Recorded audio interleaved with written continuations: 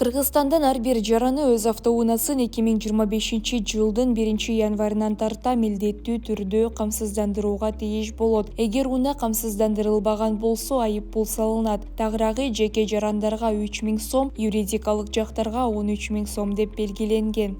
Кыргызстанда 1-сентябрдан баштап автоунааны кайра каттоо жана мамлекеттик белгилерин калыбына келтирүүдө жарандардан ОСАГО полиси милдеттүү түрдө талап кылына баштаган. Ага ылайык автоунааны сатып алып жаткан жана анын ээси да ОСАГО полисин алууга милдеттүү болчу. Башкача айтканда, бир машинеге 2 жолу ОСАГО полиси алынып жаткан. Буга айрым айдоочулар өз наразычылыктарын билдиришкен. Андан тышкары бул маселе жогорку кеңеште да каралып, Султанбай Айжигитов кыргызстандыктар мындай камсыздандырууга даяр эместигин айткан. Азыр камсыздандыруу системаңар бул жөн эле бизнес. Бирөөдүн бизнеси.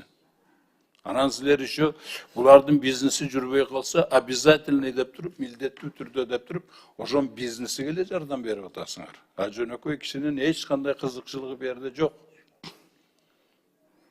Ошол жагыны караштырып койгула. Эгер муну эме кыла турган болсоңор, бул милдеттүү түрдө киргизе эле турган камсыздоо системаңар бүт барды элди только наразы кылат. Бул жерде реальность да жок. Жанагы справедливость дагы жок. Эч кандай учет жок. Жанагы ошол эле эмени автоматически болуш үчүн четкий тарифтер болуш керек. Услуга на восстановление, запчастардын тарифтери туда-сюда бардыгы бир түрдө болуш керек да. Ал жок да.